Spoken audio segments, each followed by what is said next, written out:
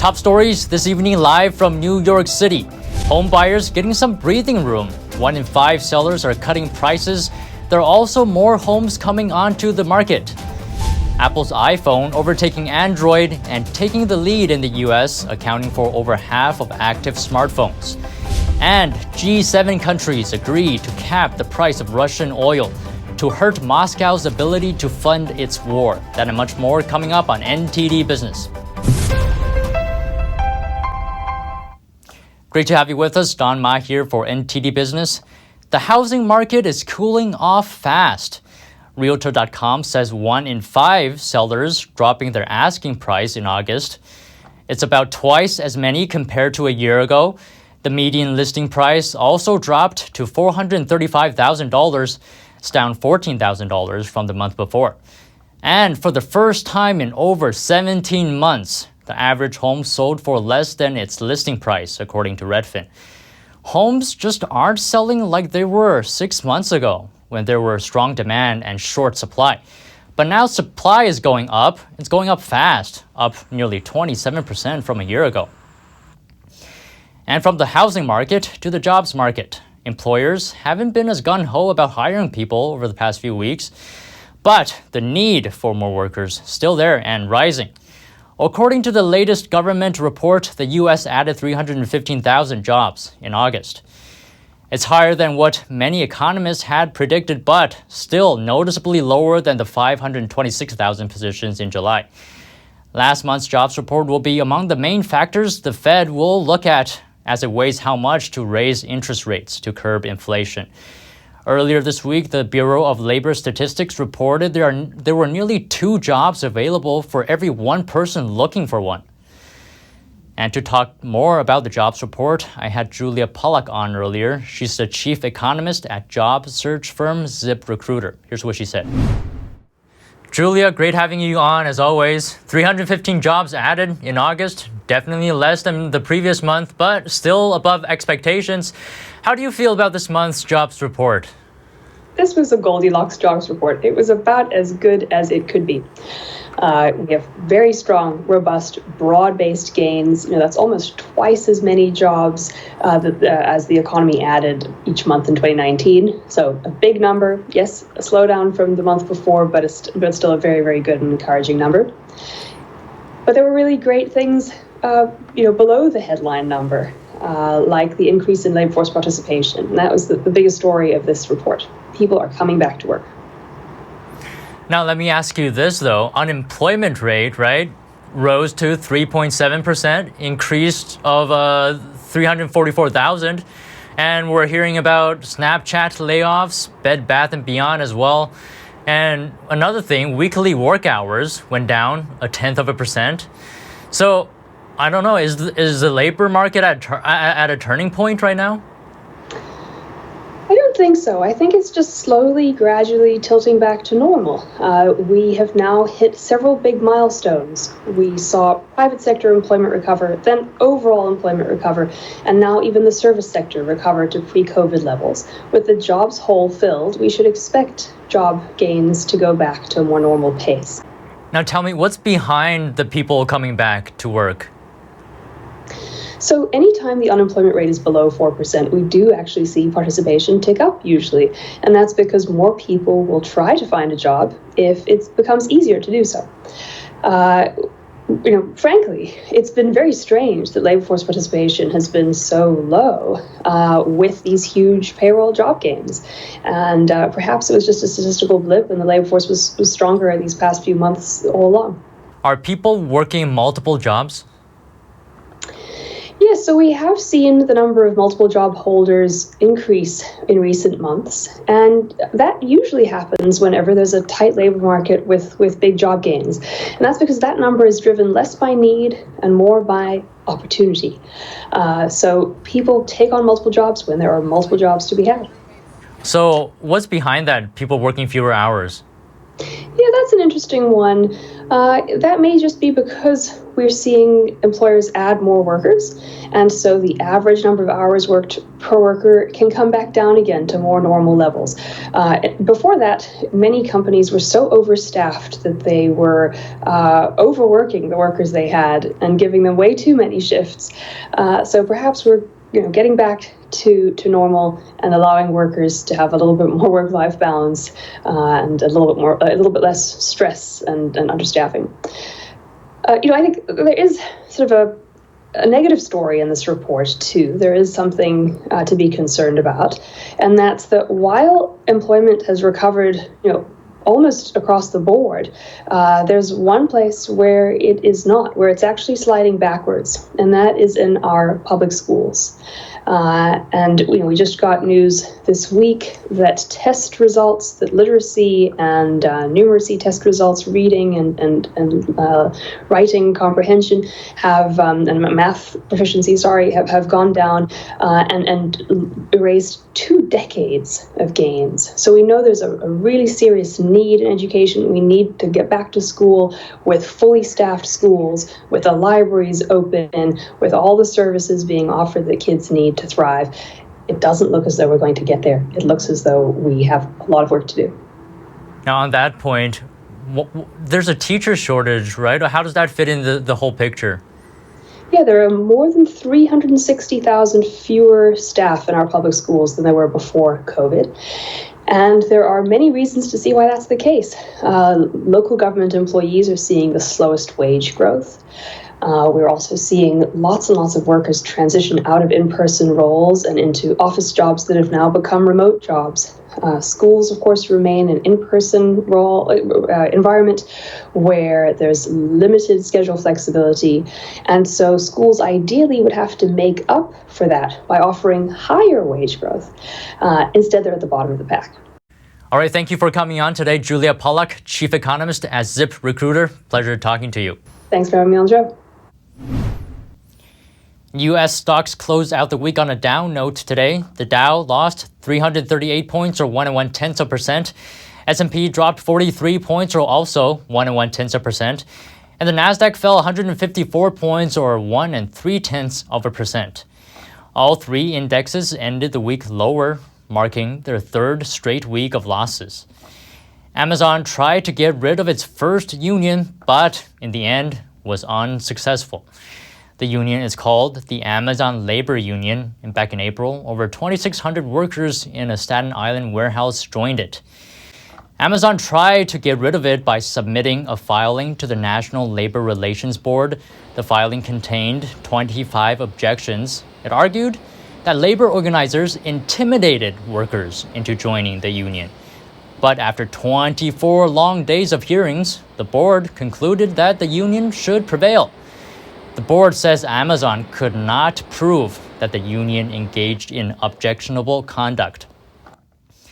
And Starbucks announcing its new leader. Laxman Narasimhan will be the coffee giant's incoming CEO on October 1st. Narasimhan will transition to CEO in April of next year. The months in between will serve as a time for meetings with company officials, including current CEO Howard Schultz. They'll be discussing a number of things, and one of them will be Schultz's reinvention plan for Starbucks. Narasimhan will also join Schultz as a board member. He previously served as CEO of the Reckitt Benckiser Group. And Apple is apparently doing something right with the iPhone, it seems. It now surpasses Android among smartphone users in the U.S. NTD's Sean Marshall has more. The Apple iPhone market has been growing. Apple has overtaken Android devices to account for more than half of smartphones used in the U.S., according to data from Counterpoint Research. Let's hear what the key differences might be from tech expert Burton Kelso and learn what type of phone he prefers. I got an iPhone, and that's interesting from a tech guy perspective because a lot of tech experts prefer Android because of the ability to customize those devices. But for me, I just need a phone that's going to be able to achieve what I need. So I just need to be able to check email, surf the web, and interact with the apps that I use for myself and for my business. Rocco likes the rewards he gets from Apple, which he can apply toward the purchase of newer iPhone versions Right now, he isn't happy with his current iPhone, but says he's a loyal customer. I would get like a good year, maybe 14 months out of it, and then after that I gotta buy a new charger, or I gotta do research on what's the next one gonna be. Like right now, this phone does not charge well, and I've already been told that I gotta be patient and wait for the 14 to drop in September. So for the past 4 or 5 months, I've been dealing with charging issues and just, the issues I've been dealing with since since I had the 4. Kelso has another reason why he prefers iPhone. As far as my iPhone is concerned, I don't have to worry about cyber threats because Apple does an excellent job making sure that there aren't any malicious apps uploaded to the App Store, whereas with the Google Play Store, there's always that chance that you could download an important app that may actually be a virus or malware. Consumer research firm Strategic Vision found that before even announcing the release of a vehicle, Apple ranked third among respondents, saying that they would definitely consider an Apple car. And over 50% of Tesla owners would definitely consider a future Apple vehicle. Sean Marshall, NTD News. Microsoft is facing scrutiny in the UK over its plan to buy video game giant Activision Blizzard. Britain's competition regulator said the deal could hurt competition and it needs to be investigated. The merger is considered the biggest ever deal in the gaming industry. Activision is the maker of highly popular games like Call of Duty and World of Warcraft. The concerns are that Microsoft could use its power over Activision to harm rivals. For example, Microsoft could potentially prevent the games from being available on PlayStation. But the company says that won't happen. Both Microsoft and Activision said they will continue to cooperate with the regulator. They have until next Thursday to respond. And Google on Thursday revealed how it will combat so-called misinformation ahead of the midterm elections. And as part of the effort, Google says it'll launch a new tool that highlights local and regional journalism about campaigns and races. So when you search how to vote, you'll see information sourced from state election officials. Information could include important dates, deadlines based on your location, as well as how to cast a ballot. YouTube, also owned by Google, said will highlight, quote, verified news sources and show labels beneath videos that provide accurate election information. YouTube says it's also working to prevent harmful election misinformation from being recommended to viewers through algorithms. Recently, documents revealed that over 50 Biden administration officials were pressuring social media firms to censor what they called misinformation. Now, House Republicans have introduced a bill that would punish anyone who does just that. NTD's Colin Fredrickson has more. House Republicans have introduced the Protecting Speech from Government Interference Act. Authored by 3 top Republicans, the bill would punish federal government employees who pressure tech companies to censor speech. This comes after recently released documents showed that over 50 Biden administration officials were doing just that. It's not just a few individuals within the government, what we might call lone wolves or rogues, but rather a systemic, government-wide, really an all-of-government effort to attack, censor, deplatform. Robert Malone is the president of the International Alliance of Physicians. He contributed significantly to the development of mRNA vaccine technology, but was heavily censored for discussing his interpretation of vaccine data. In his upcoming book, Lies My Government Told Me, Malone talks about why he thinks the government is doing this. It's multifactorial. There's absolutely a component of incompetence.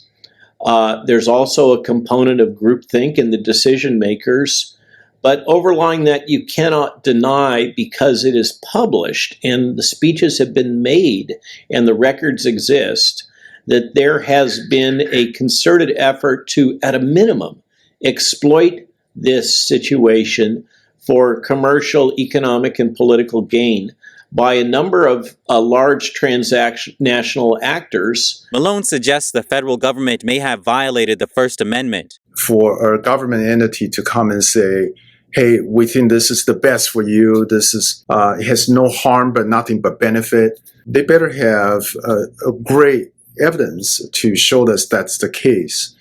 And if they don't, Dr. Michael Huang is a private practice physician who doesn't support vaccine mandates. He ran for California State Senate a few months ago and came across a lot of censorship along the way. we're not able to get our video out. People, when they decided to follow me, and they basically get disengaged and basically not sign up to follow us anymore. If the bill passes the House, it will then have to pass the Senate, then be signed by the president before it can become a law. Colin Frederickson, NTD News. And Bank of America is now offering a new affordable home loan plan. It hopes it will help more Blacks and Latinos become homeowners. The Community Affordable Loan Solution is for first-time home buyers looking to buy in certain markets. That's including Los Angeles, Atlanta, Detroit, Dallas, and Miami. Eligibility is based on income and home location. Properties must be located in areas that are more than 50% Black and or Hispanic. Bank of America says no down payment is required, neither are closing costs or even a minimum credit score. Instead, the loan uses financial guidelines based on factors like timely bill payments. Prospective buyers will have to complete a certification course before applying for the program. And over $1 billion to inmates. The IRS reportedly sent millions of stimulus checks to prisoners. Our reporter spoke with a former IRS agent to find out if this could have been avoided. The IRS reportedly told Republican Representative Don Bacon that they sent out $1.3 billion worth of stimulus checks to inmates. That's according to the Washington Free Beacon. NTD called the IRS to confirm whether that's true, but the agent didn't provide the information on the phone and later didn't reply to our email. Over 160,000 of those stimulus checks reportedly went to people serving life sentences without the possibility of parole. And over 1 million inmates received stimulus checks, according to the letter obtained by Representative Bacon. A study conducted by the Sentencing Project found that life sentences are mostly given to criminals convicted of homicide and rape. Michael Sullivan is a former IRS agent. He says he doesn't think people serving life sentences should have received those checks. But according to him, the IRS has no way of knowing the status of inmates. They can do absolutely nothing.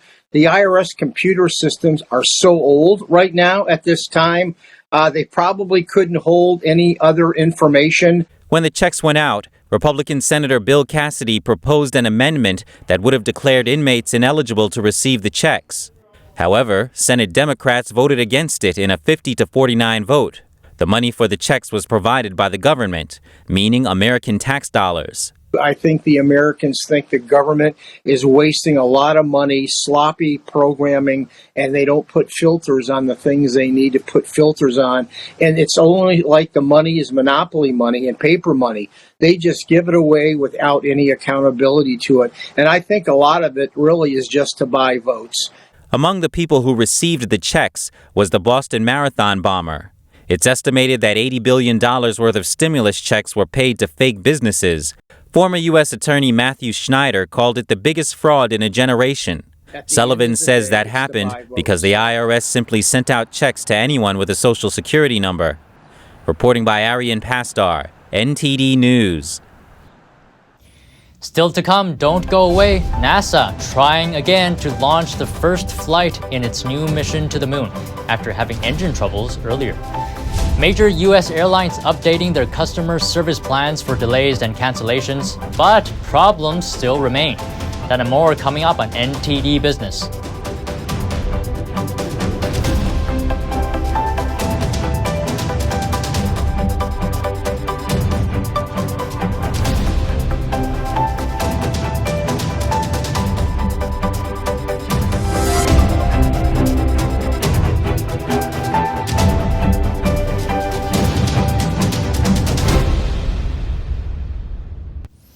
And welcome back. The West's biggest economies on Friday agreed to impose a price cap on Russian oil.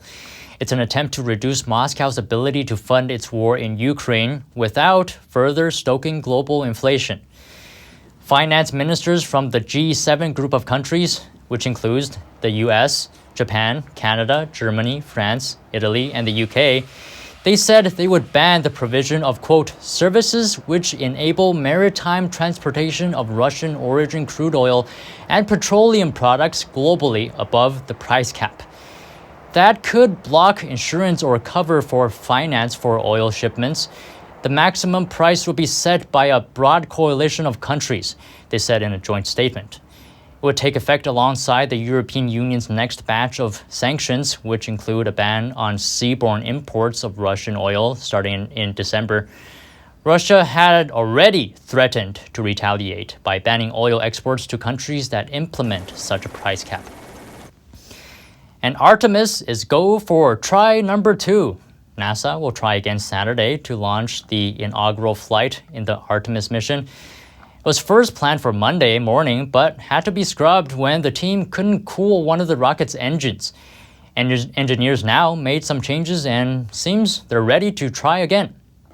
The launch team is very confident.